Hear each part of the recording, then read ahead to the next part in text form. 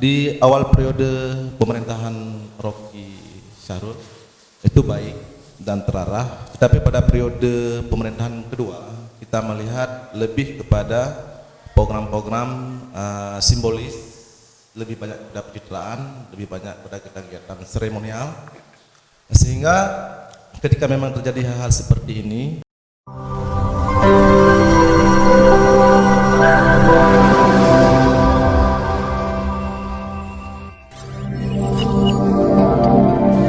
Oke, assalamualaikum warahmatullahi wabarakatuh. Kembali lagi bersama kami dengan saya Jufri Zainuddin.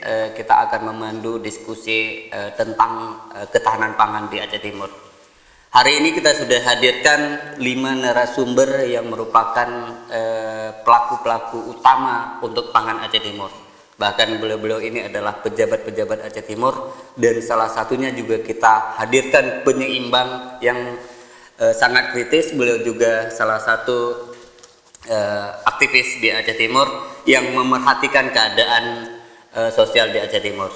Kita juga akan diskusi panjang hari ini bagaimana nanti pendapat beliau tentang ketahanan pangan di Aceh Timur. Apakah ketahanan pangan untuk 6 bulan ke depan Aceh Timur mengalami krisis, atau ketahanan pangannya cukup baik. Nah, kita akan diskusikan dengan 5 narasumber. Kita akan sapa dulu. Yang pertama Pak Erwin. Assalamualaikum Pak Erwin. Assalamualaikum. Pak Erwin merupakan sekretaris di Dinas Pertanian Aceh Timur. Beliau kebetulan Pak Mahdi, Pak, kadisnya berhalangan tugas belajar, digantikan dengan beliau. Kemudian ada Pak Saifuddin SPMSI, ya. Beliau juga menggantikan dari Pak Kadis Dinas Perikanan dan Kelautan, Pak, ya. Ya. Assalamualaikum, Pak. Waalaikumsalam. Sehat hari ini, Pak, ya. Alhamdulillah. Kebetulan berikutnya ada Pak Iskandar. Assalamualaikum. Udah dengar? Ada Pak Iskandar SH, Kadis Perdagangan. Assalamualaikum, Pak. Waalaikumsalam. Pak, sehat hari ini, Pak, ya. Kegiatan gimana, Pak? Alhamdulillah, di sela-sela kegiatan kita bisa duduk diskusi di sini. Ya. Sangat luar biasa ini. Kemudian di samping Pak Iskandar ada juga Pak Muslim, ya. Ini sebenarnya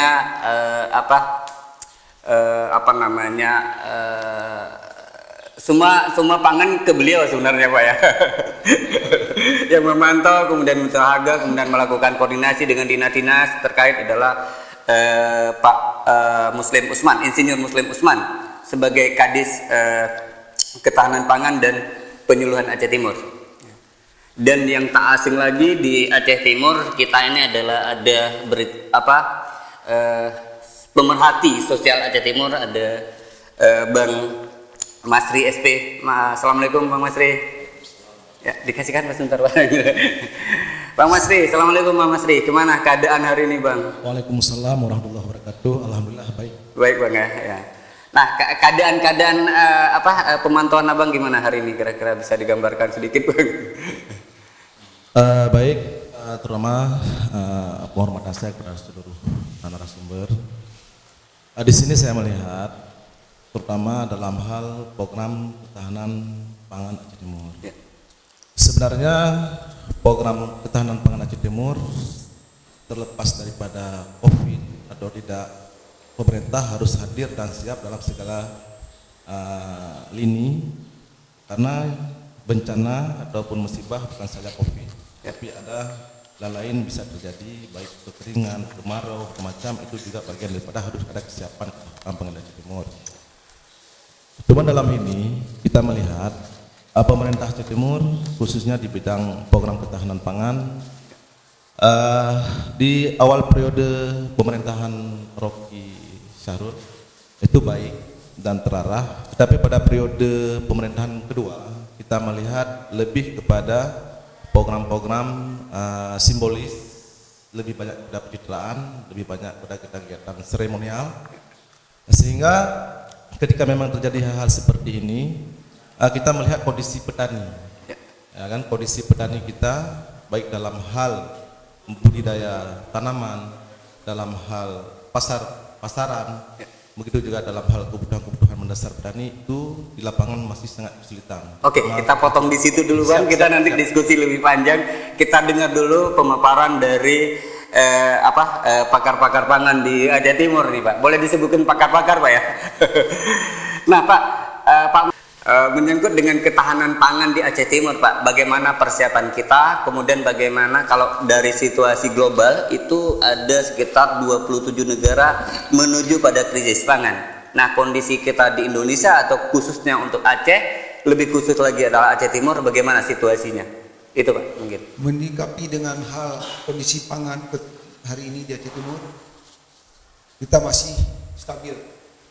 Ya. Namun karena ini isu global dan ini sebuah kenyataan, karena pandemi ini sudah merebak ke seluruh dunia. Jadi tentunya yang telah terjadi 27 negara itu mungkin besok bertambah negara lain.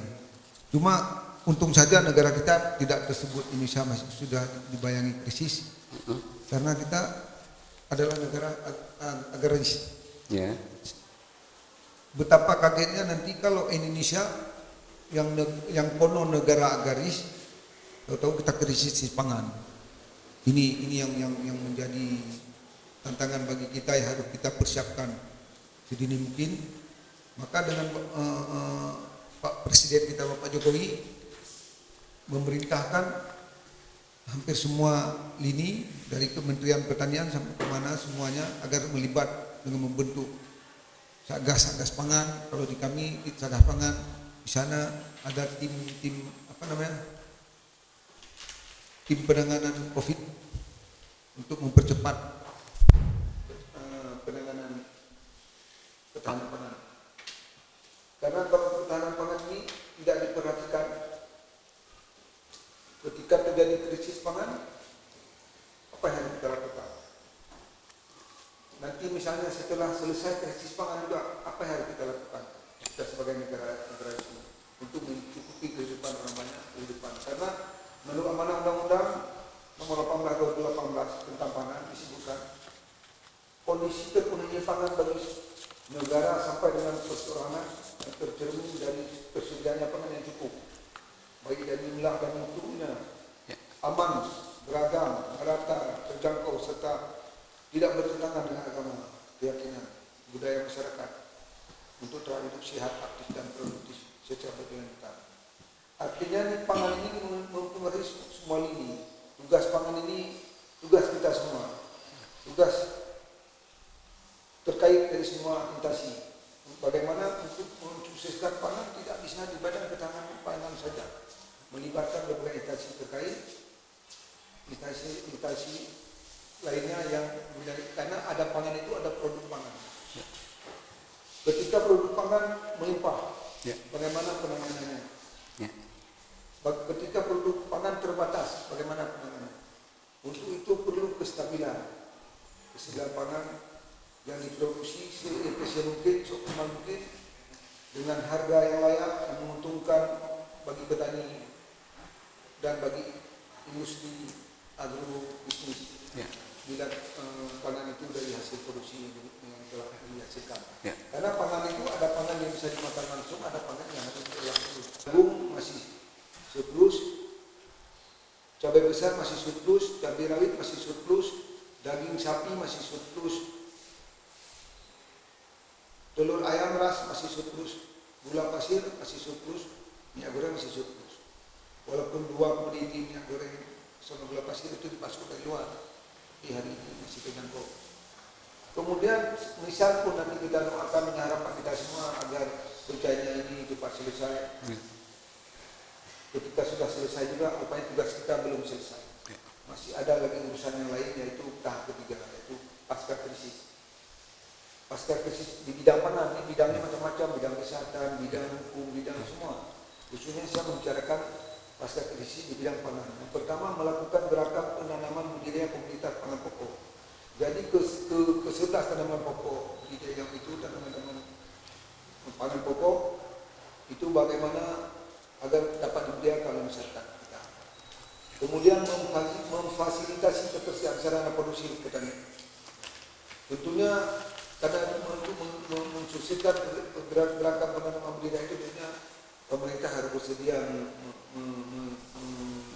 memberi subsidi apakah sarana untuk sarana produksi dan lain-lain dan sebagainya yang bertujuan untuk meningkatkan produksi tanaman yang dikelola. Kemudian memastikan persediaan pangan dengan cara mengoptimal hasil dari. Jadi kalau hasilnya sudah optimal, sudah pasti bisa dipastikan. Cuma kalau menanam yang belum optimal biasanya kadang-kadang hasilnya tidak dapat dipastikan. Ini yang bisa terjadi di lapangan. Tapi bagaimana nanti kita harus betul-betul mengajak masyarakat. Kalau kami di pangan tentunya ada pangan dan penyuluh. Bersama penyuluh kami membangun citra kami bagaimana agar dapat meningkatkan hasil produksi bidang pangan ke depan lebih baik. Ya. Kemudian mengawasi pemilihan pupuk bersubsidi bagi petani, tetap itu dari dulu agar tujuannya ini ya, karena pupuk itu jangan lagi ke yang bukan haknya atau bukan petani yang menerima. Itu mungkin barangkali. Kemudian memastikan lahan badan pangan berkelanjutan, tidak kali fungsi. Jadi kalau orang yang cabai, jadilah cabai yang sustainable, gitu, yang lestari dan terus berterus. Karena kenapa? Karena tentunya ada hal-hal yang menjadikan dari usaha itu sendiri, dapat menguntungkan, dapat meningkatkan kesejahteraan dari hasil produksi, tentunya harga yang layak ketika dia jual. Menerapkan gerakan aktif pangan mandiri, kemudian mengevaluasi kebijakan risk. Saya ada saran di sini. Ya, Pak. Kalau boleh, tapi berupa saran untuk menguatkan petani ini, meningkatkan kesetiaannya dia dalam berusaha tani, ya kan?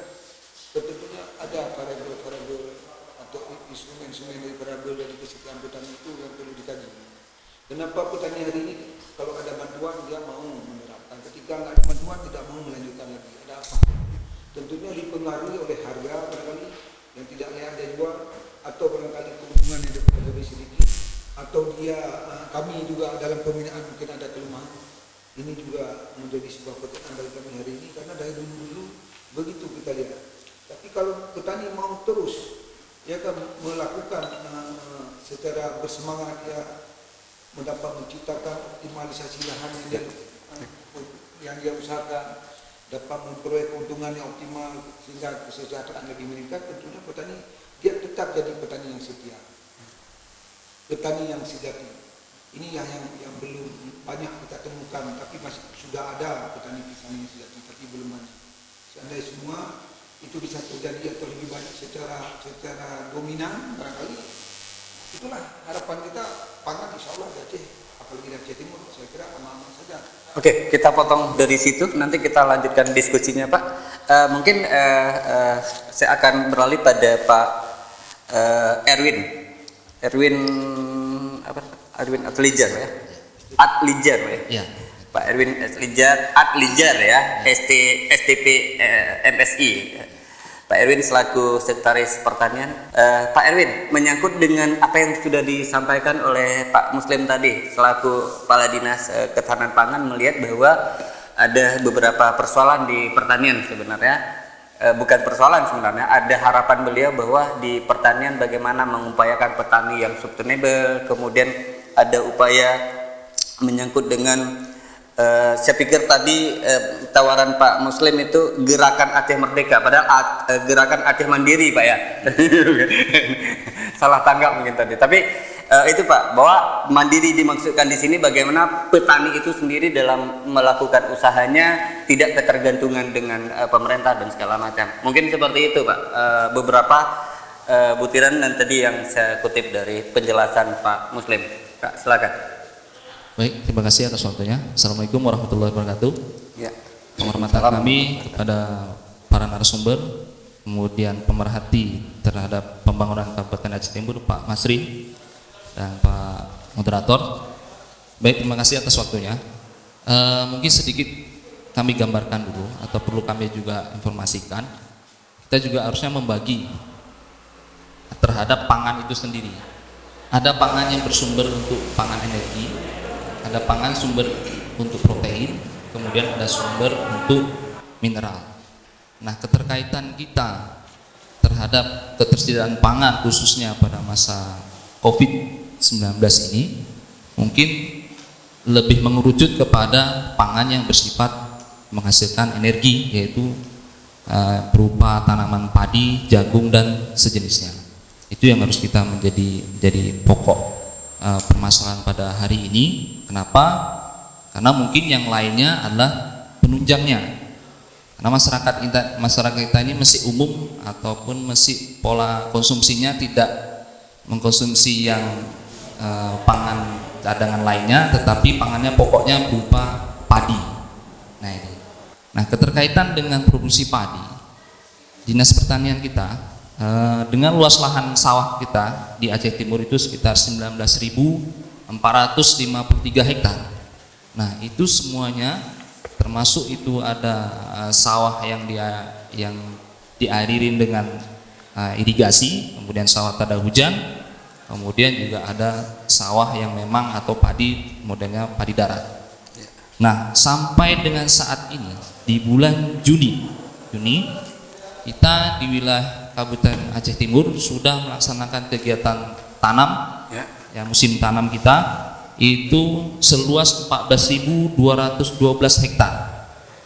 Itu yang sawah melalui sistem irigasi dan perpompaan. Itu dia. Nah, kemudian ada padi darat juga sudah ditanam di wilayah beberapa kecamatan, yaitu Kecamatan Penarun, kemudian Kecamatan Serbajadi. Nah, itu padi darat kita sekitar 2.470 hektar. Nah, jadi kalau kita sudah total seperti itu, masa tanam seperti ini kita sudah sampai 16.000 dari total yang 19.000 tadi tanam.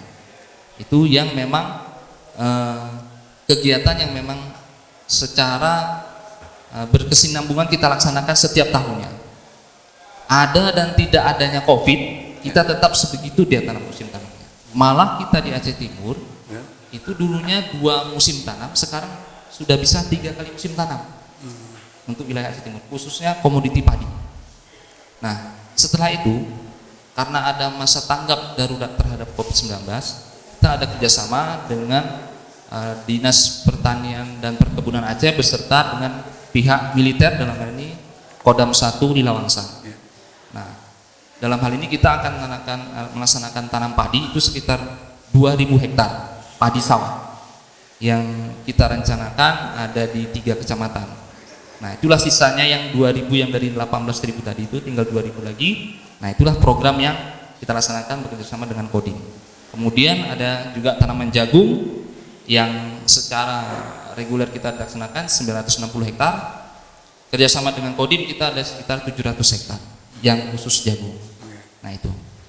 Kemudian setelah kita laksanakan perkembangan selanjutnya untuk ketersediaan pangan selama 6 bulan ke depan yang dikhawatirkan kita itu akan terjadinya krisis pangan.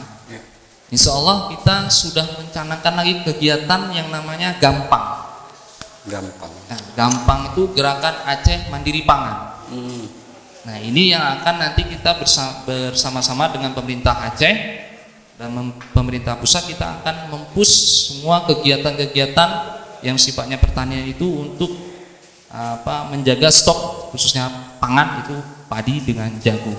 Itu yang akan dilaksanakan. Nah, untuk produksi khusus untuk beras kita udah sampai 160.000 ton itu di bulan Maret. Nah, karena itu musim tanam pada saat di bulan Oktober, November, Desember, kemudian ada musim tanam lagi bulan Januari, Februari, Maret. Itu yang disediakan hasilnya. Nah, jika kita kalkulasikan sampai dengan per 3 bulan itu sekitar 163.000 ton. Kalau kita kalkulasikan selama musim 3 kali musim tanam, saya rasa dengan jumlah penduduk kita yang 400.000 sekian itu saya rasa untuk ketersediaan pangan kita khusus yang padi itu aman. Itu khusus untuk wilayah Kabupaten Aceh Timur. Aman untuk berapa lama? 6 bulan ke depan tetap aman. Nah, kegiatan yang musim tanam ini kan berlanjut terusnya.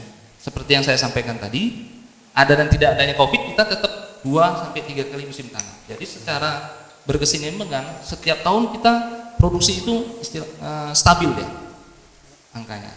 Nah, itu. Nah, kemudian setelah program pelaksanaan tanam itu, kita juga akan mendukung kegiatan itu dengan sarana prasarana kita, seperti alat mesin pertanian kita yang memang masing-masing itu dikelola, ada yang dikelola oleh kelompok tersendiri, ada dikelola secara brigade. Nah itu dia, itu yang berkaitan dengan pasca panen terhadap panen padi, kemudian panen jagung juga. Nah saya rasa apa yang disampaikan dengan Pak Kadis Ketahanan Pangan, bahwa untuk ketersediaan pangan kita insya Allah kita aman. Yang perlu kita cermatin bersama bagaimana seperti yang disampaikan tadi, bahwa pertanian bersustainable dan berkesinambungan. Sustainable itu berarti petani kita yang cara bercocok tanamnya itu adalah yang sifatnya alami. Nah, sementara kita ini penggunaan pupuk yang sifatnya kimia dan alami tadi itu perbandingannya mungkin cukup besar ya, karena kita ada juga program yang namanya program subsidi pupuk, kemudian yang penghasil untuk pupuk yang alami itu tumbuhnya sangat kecil sekali. Salah satu contoh, kita sudah mulai menggerakkan program UPO, unit pengolah pupuk organik. Nah ini yang harusnya kita kembangkan di wilayah kita, khususnya di wilayah Aceh Timur, bahwa kita akan mengganti pelan-pelan pupuk-pupuk yang secara kimia itu digantikan dengan pupuk yang alami. Tapi ini tidak serta-merta juga segampang apa yang kita inginkan, cuman di situ harus ada semua keterlibatan daripada pihak. Yang pertama kita Dinas Pertanian, yang kedua Dinas Ketahanan Pangan dan Penyuluhan. Kenapa saya Ketahanan Pangan dan Penyuluhan? Penyuluhan itu memberikan ilmu teknologi terhadap apa yang menjadikan sebuah bahan organik itu menjadi pupuk. Itu kan transfer teknologi yang hanya bisa dilaksanakan oleh penyuluh. Nah itu dia. Kemudian masalah harga pupuk, kita tidak pungkirin karena pupuk itu kan sifatnya ada yang sifatnya subsidi, yang non subsidi. Nah, yang menjadi permasalahan pupuk, kelangkaan pupuk yang ada di pasaran yang dikatakan tadi, itu adalah pupuk yang subsidi. Yang non subsidi saya rasa itu masih banyak. Kenapa yang non subsidi tidak ada? Karena begini, kalau kita di pertanian itu ada namanya RDKK, Rencana Detail Penggunaan Pupuk tadi. Itu yang diusulkan oleh seluruh kepala BPP atau kepala penyuluhan. Berapa kebutuhan pupuk setiap bulannya di kecamatan misalnya Simpang Jernih misalnya, atau kecamatan Perlak misalnya. Mereka akan susun itu, setiap 3 bulan mereka akan evaluasi. Nah itu yang akan kita plotkan pupuk setiap bulannya di ke-24 kecamatan, dan itu kita SK-kan. Nah yang menjadi permasalahan sekarang, RDKK itu hanya diisi oleh kita di pertanian, sementara yang memanfaatkan banyak, ada dari perkebunan, ada salah satu contohnya di perikanan, tambak menggunakan pupuk, tapi mereka tidak membeli pupuk yang non subsidi, tapi beli yang subsidi.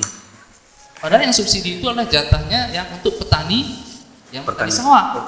Nah ini mungkin menjadi petani PR kita tambak semua. nggak boleh ya? Sebetulnya karena petani tambak itu bukan termasuk golongan menengah ke atas itu, usaha seperti itu. Itu memang saudara. Nah ini menjadi PR kita bersama. Masalah pupuk memang dari pusat sampai provinsi dan kita daerah itu menjadi PR yang seharusnya kita bisa duduk bersama lagi, lintas sektoral, kemudian pihak pengawas, ya, kemudian juga teman-teman dari ASN dan masyarakat terhadap ketersediaan pupuk di masing-masing wilayah. Mungkin itu gambaran dari kami, Pak. Assalamualaikum warahmatullahi wabarakatuh. Salah telepon berarti. Pak, menyangkut dengan ketahanan pangan sendiri terhadap usaha perikanan, Pak. Kalau kemarin kan udah ada dinplotnya atau apa ya kemarin di kedatangan Pak Dirjen, Pak ya. Nah, menyambut dengan hal itu kira-kira seperti yang digambarkan tadi, kalau pertanian mungkin 6 bulan ke depan. Kalau di perikanan sendiri bagaimana, Pak? Assalamualaikum warahmatullahi wabarakatuh. Waalaikumsalam warahmatullahi Yang wabarakatuh. saya hormati kepada seluruh narasumber dan kepada pemerhati pangan Aceh Timur serta kepada moderator.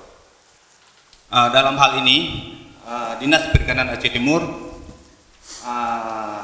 menyangkut budidaya air tawar, perikanan darat, perikanan hasil tangkapan, dan perikanan budidaya. Insya Allah ke depan kerjaan pangan menyangkut sumber daya ikan untuk payo, alhamdulillah kita dengan memiliki luas lahan 60,79 hektar dengan jumlah produksi sekitar 67,90 ton per tahun. Sedangkan untuk budidaya air tawar, payo memiliki luas tambak lebih kurang 18.697 hektar dengan jumlah produksi 13.509 per tahun. Sedangkan untuk hasil tangkapan 28.790 ton dengan kisaran nilai rupiah sebesar 680 juta. Karena perikanan ini dia siklus per 3 bulan. Jadi kami di perikanan ini nggak pesimis, optimis. Kenapa? Karena bandeng ini dia rutinitas budidaya itu sampai setahun 3 kali panen, siklusnya 3 kali. Itu bandeng, itu hanya jenis bandeng. Tapi kalau udang, dia ngelihat keadaan alam. Nah, tapi alhamdulillah kemarin Pak Dirjen Budidaya diperintahkan oleh Pak Menteri mengunjungi sekalian menyerahkan nilai untuk percontohan nilai udang Panama. Itu merupakan Aceh Timur ini kabupaten 5 Indonesia yang mendapatkan percontohan udang Panama. Itu alhamdulillah udah dikasih nilai nominal kemarin 7 M lebih 467 juta. Itu masalah saya ya.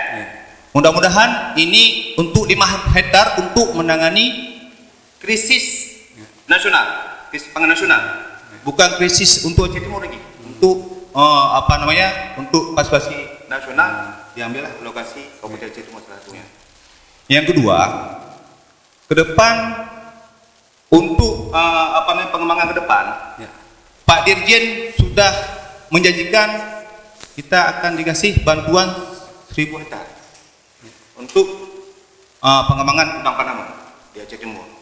Mudah-mudahan insya Allah dari segi hasil tangkap, hasil perikanan darat, air tawar dan air payo, mudah-mudahan Aceh Timur aman. Ikan pun kalau lihat dari daya beli masyarakat, insya Allah nggak ada masalah. Karena ada ikan yang harganya 15.000. Nah, mudah-mudahan aman kalau untuk ke depan, 6 bulan ke depan. Nah, jadi strategi kami berarti bersama dengan kementerian untuk menangani krisis pangan. Karena perikanan pun sudah diajak untuk mengatasi krisis pangan nasional. Nah, terima kasih. Assalamualaikum warahmatullahi wabarakatuh. Waalaikumsalam. Makasih Pak Syarifuddin. Pak, menyangkut dengan ketahanan pangan, budidaya air tawar.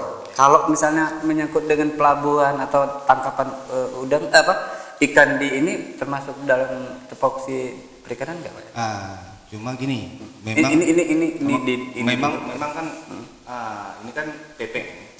Ini memang itu ranahnya provinsi. Tapi kita bekerjasama dengan dinas karena Aceh Timur juga. Nggak, artinya gini, bagaimana menjawab situasi, kadang-kadang kan situasi nelayan ini tangkapannya besar, namun harga nggak ada gitu.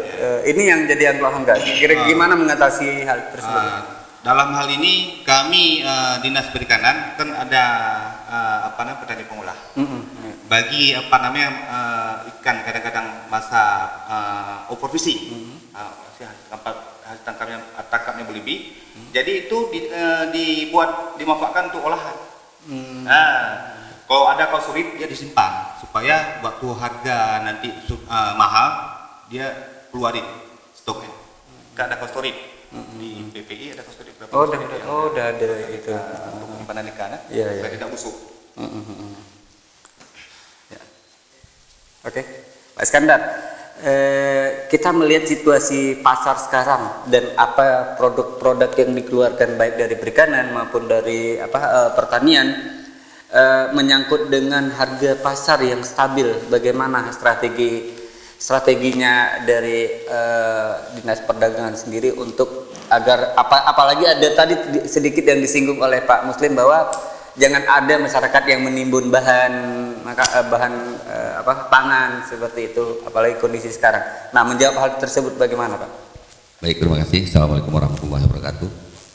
Para narasumber yang terhormat, rekan kami dari Pemerhati yang juga berhadir di tengah-tengah kita, juga Bapak Moderator, terima kasih atas kesempatannya terkait dengan harga yang barangkali itu termasuk dalam tugas pokok dan fungsi kami di Dinas Perdagangan, Koperasi dan UKM.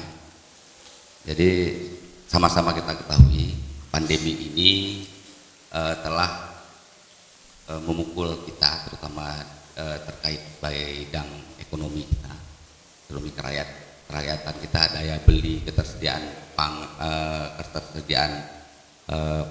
ketersediaan barang yang dibutuhkan oleh masyarakat, distribusinya semua terganggu. Bukan di kita saja, juga di dunia juga seperti itu. Tapi alhamdulillah untuk Kabupaten Aceh Timur sejauh ini memang sebagaimana yang disampaikan oleh beberapa narasumber sebelumnya, itu tidak begitu tidak begitu morat-marit terkait dengan pandemi ini. Alhamdulillah kita masih bisa bertahan dan bisa kita katakan masih dalam tahap aman. Cuman barangkali daya beli di situ kita akui, karena kenapa saya berpandangan terhadap daya beli masyarakat sedikit menurun, karena pengalaman kami setiap kami lakukan operasi pasar atau lebih dikenal kalau di masyarakat dengan pasar murah, itu antusiasnya luar biasa.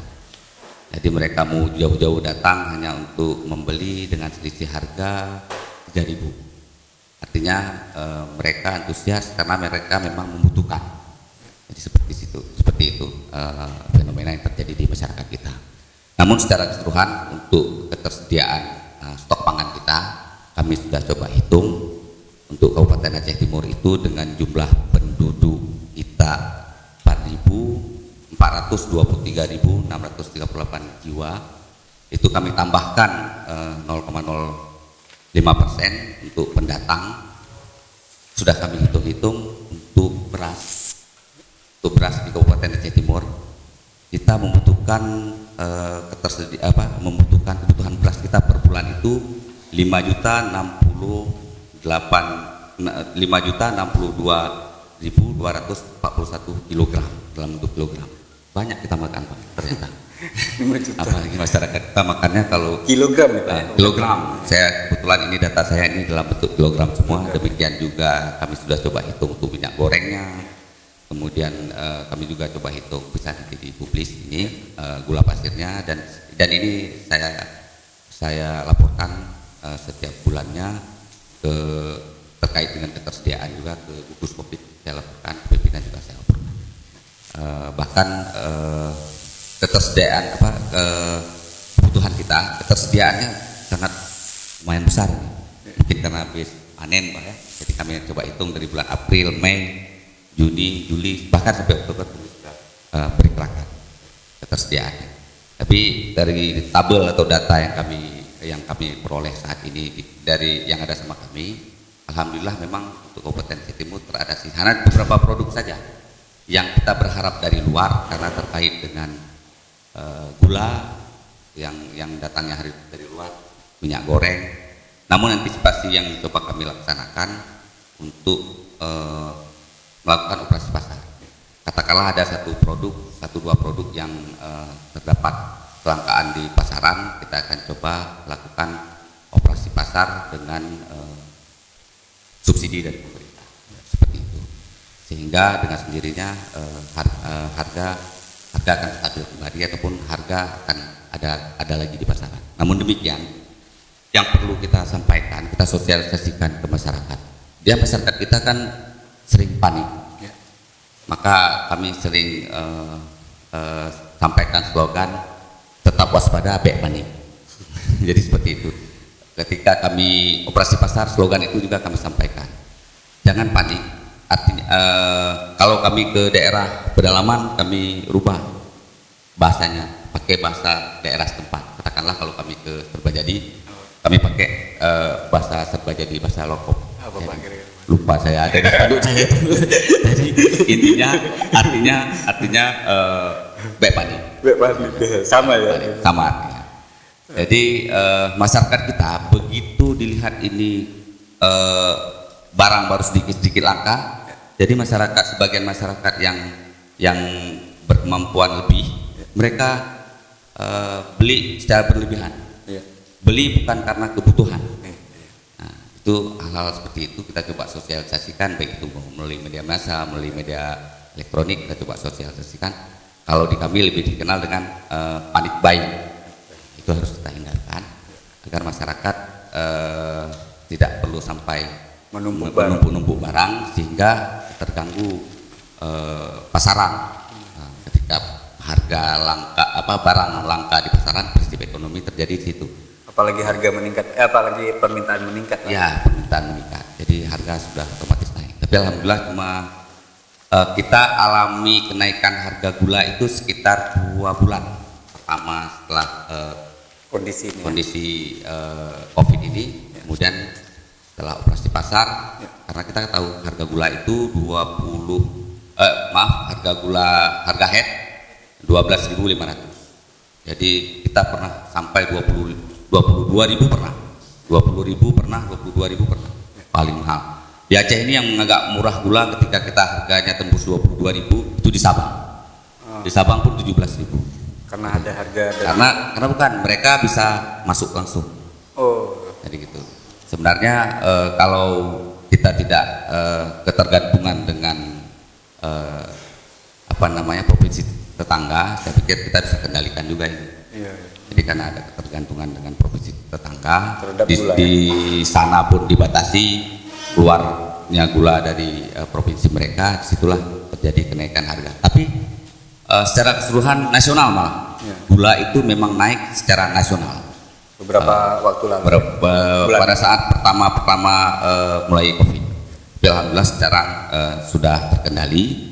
Namun produk-produk lain yang kemungkinan mengalami kenaikan itu sifatnya temporer. Katakanlah mau hari-hari besar.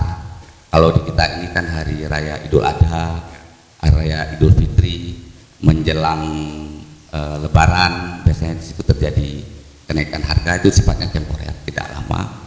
Di situ biasa kita barengi dengan operasi pasar. Saat ini pun karena mengingat ini ke depan ini ada hari raya Idul Fitri ini, kita bersama dengan Dinas Perdagangan Provinsi sedang melaksanakan operasi pasar khususnya di 4 titik yang kita peroleh dari subsidi pemerintah provinsi. Itu ada di 4 titik di kecamatan kita, ada di kecamatan Sipangulim, kemudian di kecamatan Juluk kemarin kita laksanakan, hari ini di kecamatan Nur Salam, insya Allah besok kita laksanakan di kecamatan Sungai Raya. Namun sebelumnya kita juga sudah pernah laksanakan sampai 12 titik. Sebelumnya kita pernah laksanakan 2 titik, itu kita laksanakan dengan menggunakan dana dari COVID. Kemudian selebihnya kita gunakan dibantu dengan dana provinsi, juga reguler APBK sebelum terjadinya COVID sudah dilaksanakan.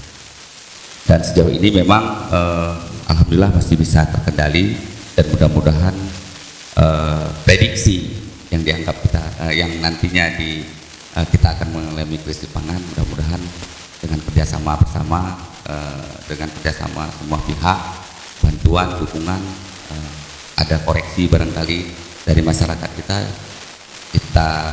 benahi sama-sama agar hal ini tidak terjadi di negara kita, khususnya di daerah kita. Demikian, terima kasih. Oke, terima kasih. Makasih Pak.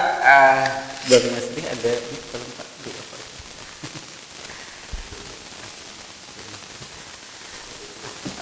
Oke, Pak Is, makasih banyak telah memaparkan kondisi keadaan harga ya di pasar stabil Pak ya, keadaan harga stabil, kemudian kondisi kebutuhan masyarakat pun ketersediaannya cukup baik dan semua tersedia. Yang menjadi kebutuhan pokok dari masyarakat, ketersediaannya cukup di pasar. Nah, kalau kita melihat Bang Masri, kita mungkin Abang memantau situasi di Aceh Timur, bagaimana keadaan pupuknya yang kemarin terjadi agak krisis, mungkin subsidinya Pak ya. Kalau pupuk cara ini tidak krisis, namun secara subsidi itu hilang di pasar. Ya, bukan nggak tersedia tapi hilang di pasar. Kenapa ini nggak terjadi nggak tahu kita.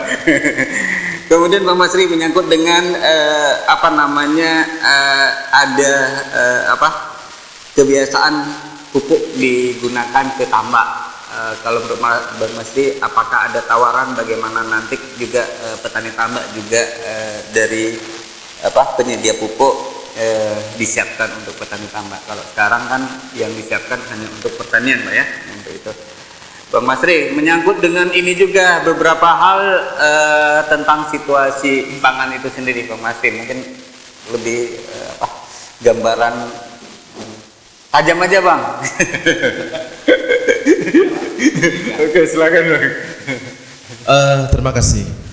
Jadi kan saya melihat persoalan petani yang dihadapi di lapangan. Yang pertama terkait dengan masalah kebutuhan sarana pertanian, terutama terhadap krisis pupuk. Karena berdasarkan data yang kita dapat dari 7.000 kuota pupuk yang diterima di Aceh Timur hari ini sisa 4.000 ton ya, jika tidak salah. Nah, penurunan jumlah kuota pupuk subsidi ini sebenarnya suatu persoalan. Nah, jumlah kuotanya makin kurang, kemudian tingkat pengawasan di lapangan terhadap penyediaan pupuk di subsidi di kios pengecer ini diduga banyak lari ke tidak tepat sasaran, terutama bagi pekebun sawit, kemudian bagi tambak, kemudian ada juga dugaan penimbunan. Jadi ketika memang pupuk murah mereka disimpan, ya kan? Ketika memang pupuk mahal baru dijual, ataupun di daerah dijual yang daerah krisis pupuk sehingga bisa dijual mahal. Bisa saja keluar dari kuota Aceh Timur bisa lari ke Aceh Barat ataupun ke daerah lain. Ini yang terjadi di lapangan. Nah, sedangkan pola penerimaan kuota pupuk memang berubah dari manual ke elektronik RDK yang disampaikan tadi. Jadi ini juga satu persoalan saya lihat, karena krisis pekerjaan kita seperti halnya dalam hal jadi mereka masuk dalam RDKK, jangankan membeli murah, membeli mahal kan tidak. Nah, ini persoalan kita di lapangan. Yang kedua menyangkut dengan pasaran. Pemasaran hasil tani, terutama gabah. Ya kan? Nah, hari ini mungkin seperti yang disampaikan sama Pak Erwin, ya. Mungkin petani tidak lagi kecenderungan pada pemerintah. Karena mereka juga sudah krisis pemerintah, terutama dalam harga pupuk. Tapi mereka hari ini trennya lebih kepada ketergantungan tengkulak. Jadi makanya istilahnya tengkulak. Jadi dari proses pengolahan tanah mereka pinjam dana ke tengkulak, kemudian biaya tanah, kemudian biaya pemeliharaan seperti pestisida, pupuk, sehingga ketika memang sudah terikat dengan tengkulak, otomatis hasil panennya harus dijual kepada tengkulak, sehingga harganya ditentukan oleh tengkulak. Maunya tengkulak. Nah, disinilah petani hari ini, kan, kedaulatannya sudah hilang, sehingga hasil panennya tidak merasakan semaksimal. Itu persoalan berikutnya. Begitu juga dalam hal di komoditi barang-barang lainnya, termasuk coklat, pinang. Ya. Padahal kita tahu harga pinang dan coklat itu berpatokan pada harga pasar dunia. Tetapi karena kita di monopoli harga pasar dipegang oleh luar daerah, sehingga petani ini yang selalu mengambil resiko. Ya kan? Contoh, misalnya coklat, mereka beli secara global, tidak ada sortir, tidak ada mana kualitas satu, kualitas dua. Tapi ketika memang mereka jual ke Medan, mereka sudah sortir, dibeli sama petani sama harganya. Nah, ini persoalan. Kemudian juga menyangkut dengan masalah hasil penangkapan ikan. Ada polter yang dibantu kan, polter kan, tapi saya dengar tidak berfungsi, polter. Sehingga ketika memang lonjakan tangkapan ikan nelayan beberapa minggu yang lalu, sehingga harga ikan jenis tongkol sampai 3.000. Nah, di sini seharusnya dari dinas perindaknya bisa hadir dalam hal memberdayakan petani, terutama di proses industri prosesi. Bisa mengolah, bukan hanya sekedar mengasinkan, tetapi bisa menciptakan suatu jenis produk yang bernilai selain daripada mengasinkan, kan, ataupun mama. Ikan kayu. Jadi terjadinya harga komoditi masyarakat hari ini karena monopoli harga pasar oleh luar daerah. Nah, di sini belum kita lihat upaya-upaya dari pemerintah untuk mengatasi, terutama dalam menciptakan industri prosesing rumah tangga. Seharusnya di sini bisa mengolah produk-produknya. Tidak semua harus dijual ke Sumatera Utara. Ini semua gabah, kan, dijual ke Medan, kemudian dari Medan dibawa lagi ke Aceh, kita beli harga beras yang sangat mahal. Nah, ini persoalan. Nah, ketika berbicara ketahanan pangan, mungkin bagi masyarakat di Aceh khususnya mungkin jarang terjadi lapar, kan? Mungkin memang hana padi, panen bohobi atau panen-panen lain, ya. Nah, jadi ini yang jadi persoalan. Kemudian sahabat, kan? Mesin siapa? Oh, kemudian satu lagi, kan? Terkait dengan program Gerakan Mandiri, Aceh Mandiri, bukan Aceh Merdeka, Aceh Mandiri. Kita ingin melihat, kan, bukan hanya sekedar label, tetapi ada langkah-langkah konkret di lapangan, terutama dalam hal regulasi. Ya kan? Hari ini juga lahan petani terancam, ya kan? Antara petani versus pengusaha, versus karena banyak harga tanah yang mendirikan bangunan-bangunan di lahan petani. Dari 19.000 lahan petani yang bisa saja 10 atau 20 tahun yang akan datang, habis. Bila ini tidak akan diselamatkan, ini habis lahan petani. Itu satu. Yang kedua, itu menyangkut regulasi. Itu perlu ada regulasi seperti yang besar, ada proteksi terhadap lahan pertanian. Yang kedua, dukungan anggaran. Jadi dukungan anggaran hari ini kita melihat pemerintah belum serius, masih sangat minim anggaran baik dinas pertanian maupun dinas Bapelu, ya kan? Bukan hanya pada sektor bantuan modal, tetapi dalam penguatan penyuluh di lapangan. Kan? Jadi bila memang penyuluh ini tidak bisa bergerak ataupun tidak memiliki tunjangan yang cukup, ya kan? Mereka tidak bisa hadir petani untuk memberikan penyuluhan. Terutama hari ini petani sangat membutuhkan adalah teknologi. Nah, masih kebanyakan petani pola pikir petani ataupun pola tanam petani masih menggunakan kebanyakan konvensional, kan? Konvensional. Kemudian yang terakhir menyangkut dengan penguatan kelembagaan, terutama di kelompok tani. Nah, ini yang sangat penting. Jadi dalam proses regulasi pembentukan kelompok tani sudah bagus di Aceh Timur dibandingkan dengan daerah lain. Tetapi dalam hal penguatan masih sangat kurang. Ya. Contohnya saja seperti yang terjadi di Kecamatan Madak. Dalam hal penyerahan data KTP untuk RTKK, mereka tidak bersedia. Karena kenapa? Di samping sosialisasinya kurang, memberikan pemahaman kepada petani bahwa inilah tujuan pemerintah untuk mengubah pola dari manual ke elektronik, Ya. supaya tidak terjadi penyelewengan pupuk. Tapi petani tidak paham sampai ke arah situ. Nah, itu sebagai dari saya dulu. Ya. Assalamualaikum warahmatullahi wabarakatuh. Waalaikumsalam. Oke, makasih Bang Masri. Ini ada dua hal yang disampaikan oleh Bang Masri. Yang pertama adalah krisis kepercayaan masyarakat ke pemerintah terkait dengan ketersediaan pupuk, Pak ya.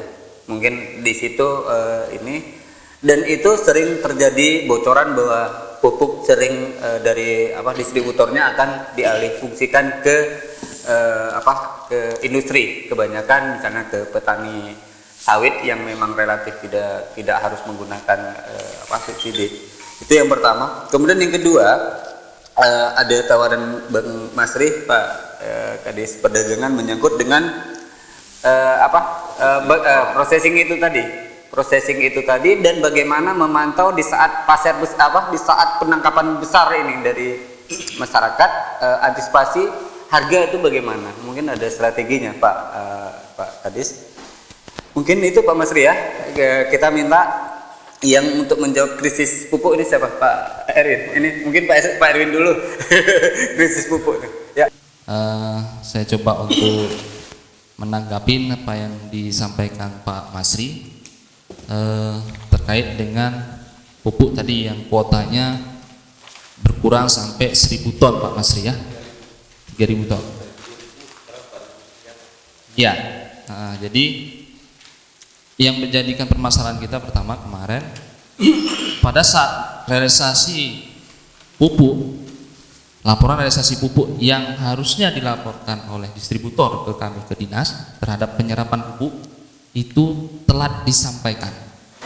Jadi pada saat kita ada musyawarah rapat koordinasi dengan dinas pertanian terhadap penyerapan pupuk bersubsidi, persentase kita kecil, sehingga dianggap Aceh Timur tidak butuh pupuk, padahal kita butuh.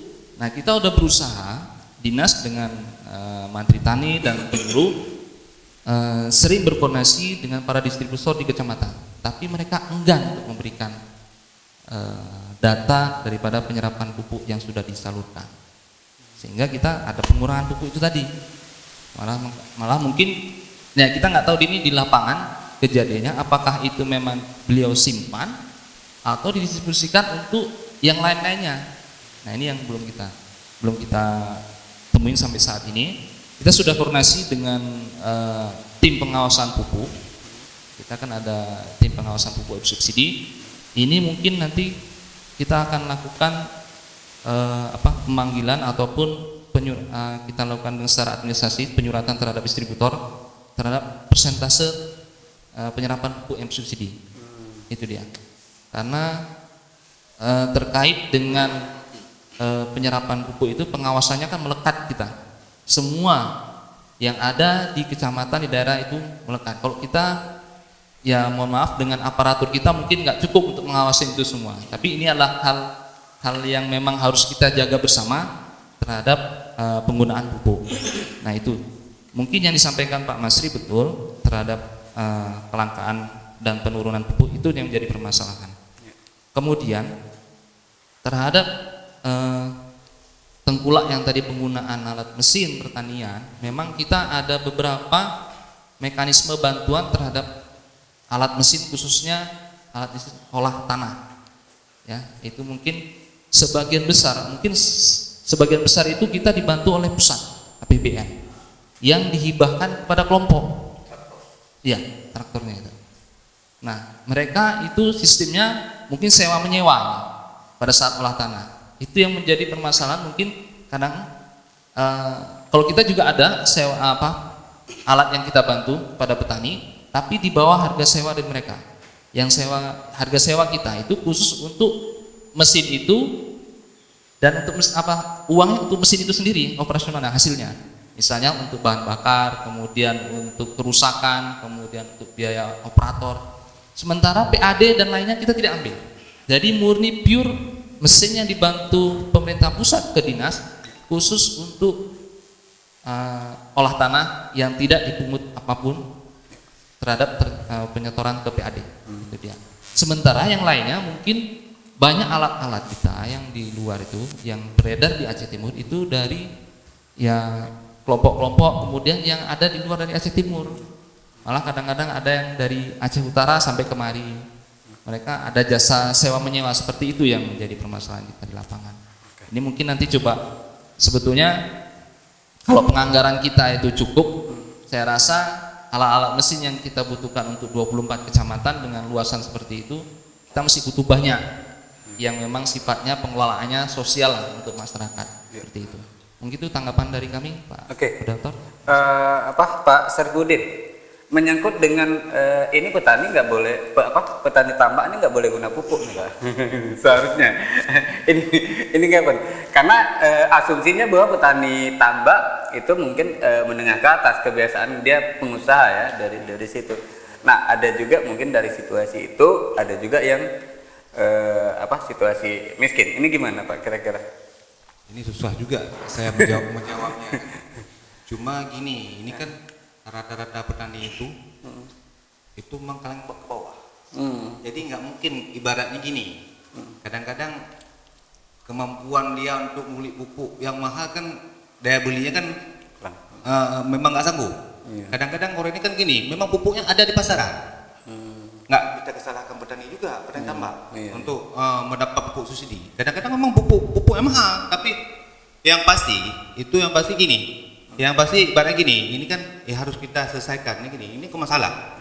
Yang seharusnya petani tambak dengan petani pertanian itu sama. Yang seharusnya sama itu pupuk subsidi pemerintah. Cuma ini kan harus dijelaskan Pak Win, harus dijelaskan gini. Ini pupuk berarti yang bisa gunakan berarti dinas pertanian dengan dinas perikanan. Jadi menyangkut berarti petani ke bawah, menengah ke bawah.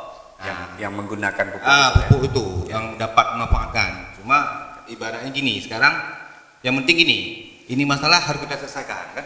Supaya jangan terjadi simpang siur informasi. Itu aja Pak.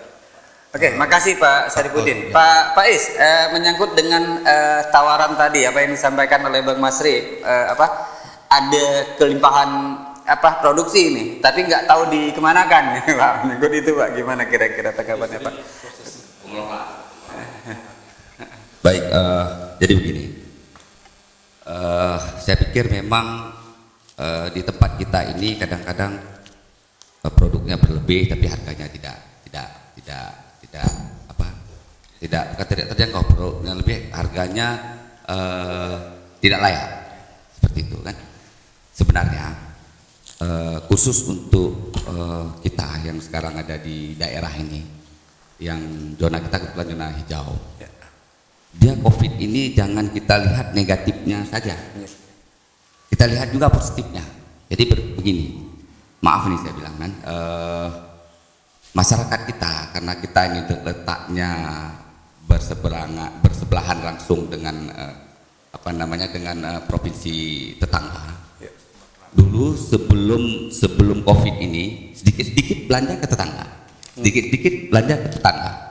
Sekarang ini itu saatnya kita ambil momen itu kita jadikan hal positif untuk mendongkrak perekonomian kita juga, terutama UKM kita. Oh berarti pembeliannya di lokal ya? Iya seperti itu. Jadi sebenarnya uang itu bisa berputar di sini. Iya. Uang itu bisa berputar di sini dengan strategi. Makanya kita jangan nengok negatif terus. Gitu. Contoh saya bilang ini kan, ini yang saya gunakan ini Pak. Ini produk asli Aceh Timur. Simpang Ulim punya barang. Simpang Ulim. Nah, jadi seperti itu. Jadi muncullah semangat kita, pejabat-pejabat kita, masyarakat kita. Kalau kami di kalangan Kepala Dinas barangkali kita sudah mulai dianjurkan untuk membeli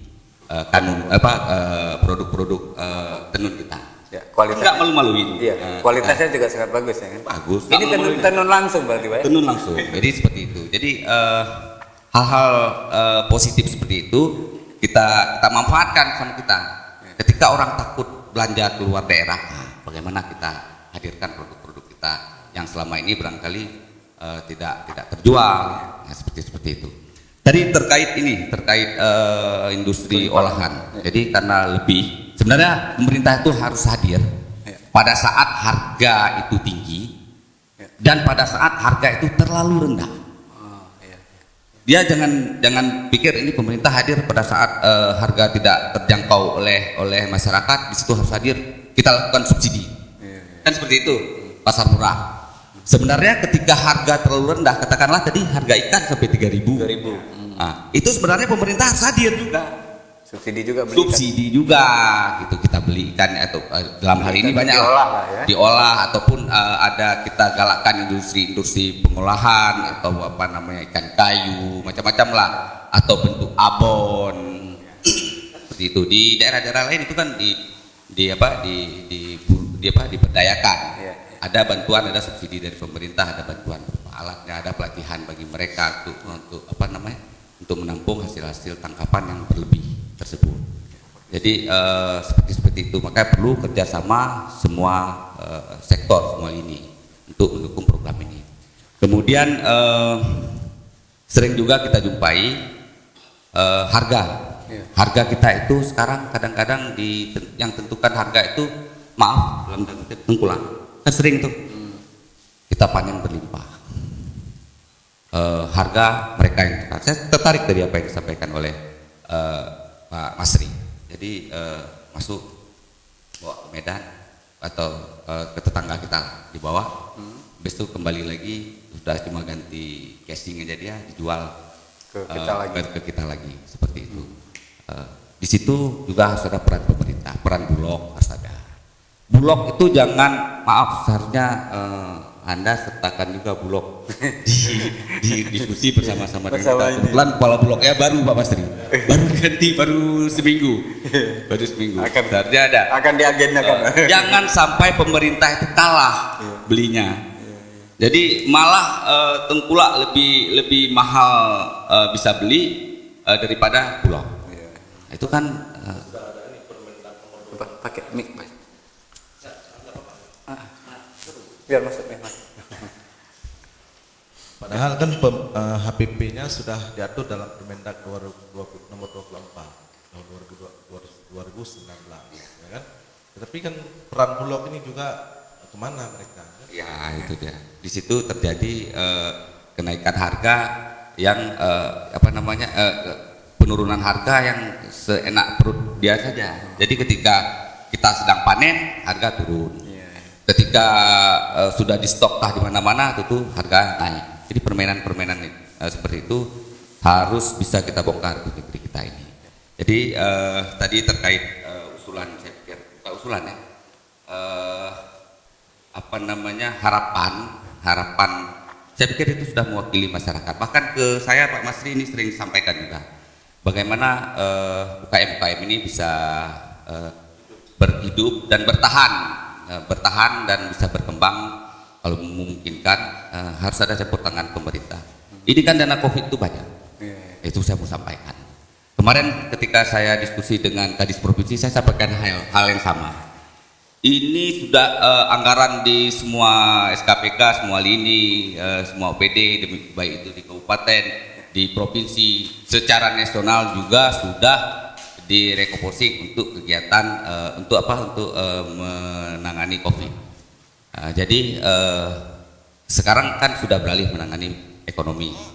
Jadi saya pikir sebisa mungkin ini kita bantu UKM kita ini yang sudah hampir gulung tikar.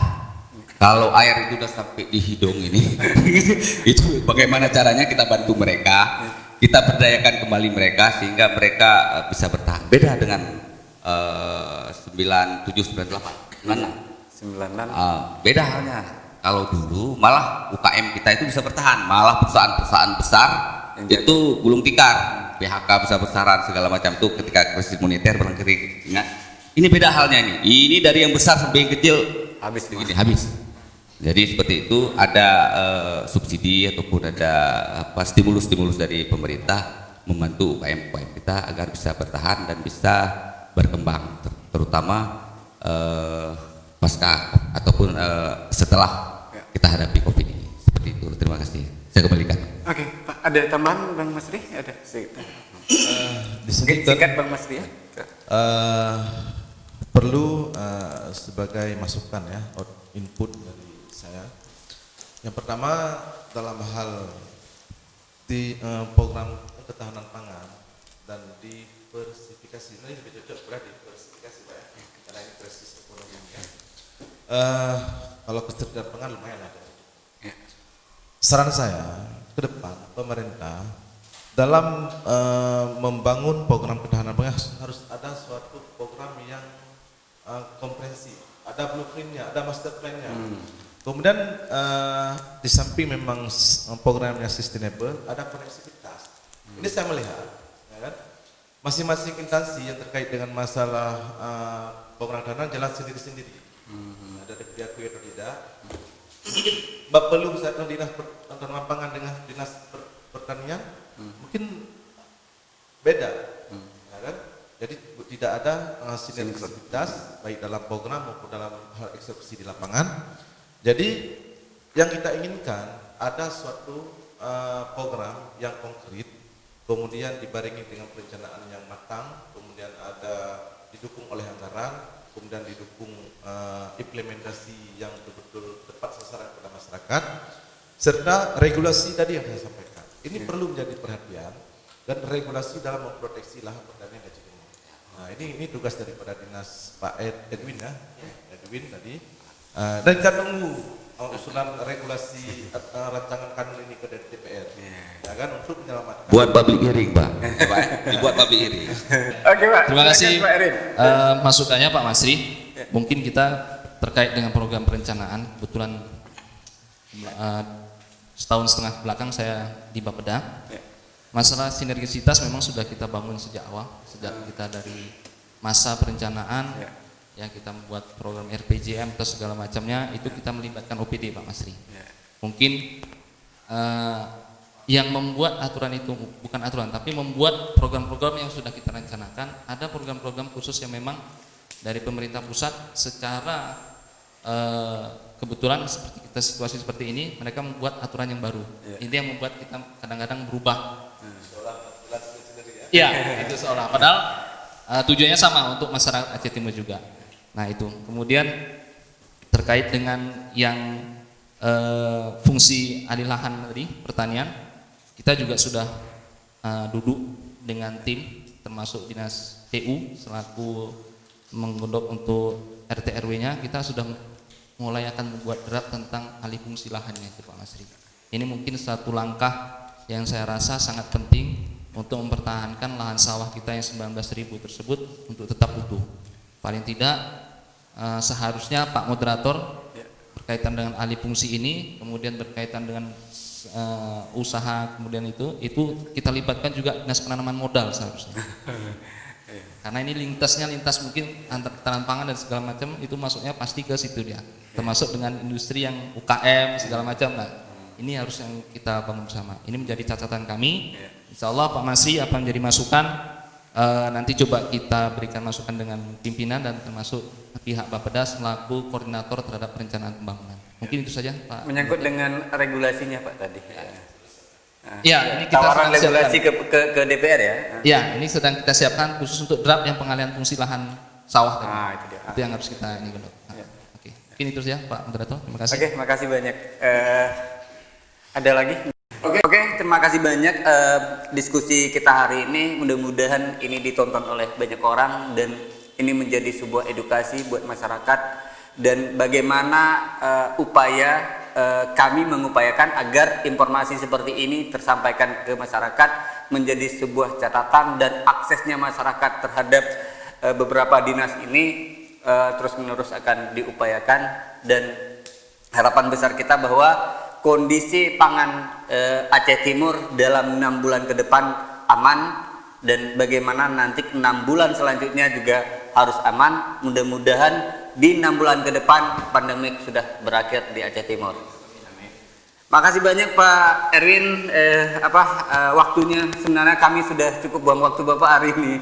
Tapi alhamdulillah kita ingin sampaikan informasi ini juga kepada publik agar publik juga tahu bagaimana situasi pemerintah hari ini gitu. Pak Syarifudin, makasih banyak ya Pak ya. Yang Pak Is, makasih banyak Pak Is. Pak Muslim, makasih banyak waktunya Pak. Seharusnya Bapak udah beberapa kegiatan di sana.